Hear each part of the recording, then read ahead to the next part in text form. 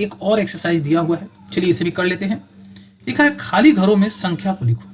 ठीक है, हम तो देखिए यहाँ पर गुणा और भागा दोनों सीख चुके हैं, तो इसे आसानी से भर लेंगे। कैसे? 9 स्क्वायर डिवाइड बाई 9 स्क्वायर। ठीक है, तो 9 स्क्वायर क्या हो जाएगा, अगर हम यहाँ पर 9 लिखें, ठीक है, और 2 में से 2 को घटा दें, कितना बचेगा? 0। ठीक है, तो याद रखिएगा कि अगर कोई संख्या का ऊपर पावर नहीं रहता है, ऐसे तो अगर संख्या लिखेंगे तो वहां पर 1 रहेगा ही रहेगा। ठीक है, और उसके ऊपर जब हम बढ़ते हैं तब 2, 3, 4 ऐसे करके लिखते हैं, लेकिन कभी कभी ऐसा होता है कि उस संख्या का पावर 0 लिखा होता है। जैसे कि देखिए 11 का यहाँ पर लिखा हुआ है 0।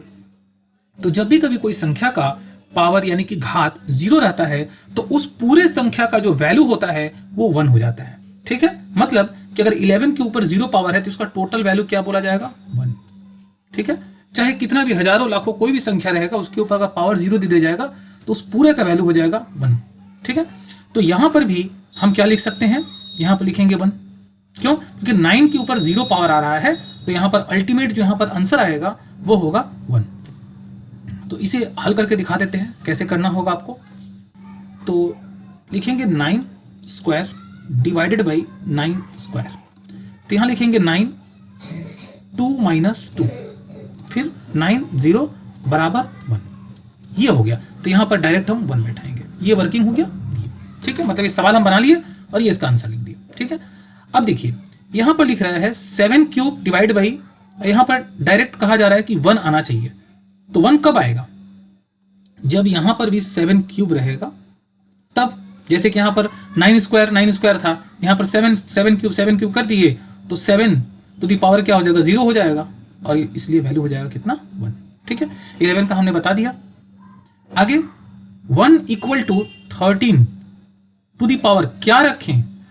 जाहिर सी बात है यहां पर हम 0 पावर रखेंगे तब जाकर के इसका वैल्यू 1 आएगा। यहां पर 13 रहता, 14 रहता, या 15 रहता, या 100 रहता, कुछ भी रहता, अगर उसका पूरा का पूरा वैल्यू हमें 1 दिखाना है तो उसके पावर को 0 कर दीजिए बस। ठीक है, फिर यहां पर भी देखिए 1 इक्वल टू -13 लिखा हुआ है, इसके ऊपर 0 कर देंगे हम। ठीक है, 0 पावर करते ही वैल्यू 1 हो गया। ठीक है, तो यहां पर हमने 2 धर्म सीखा।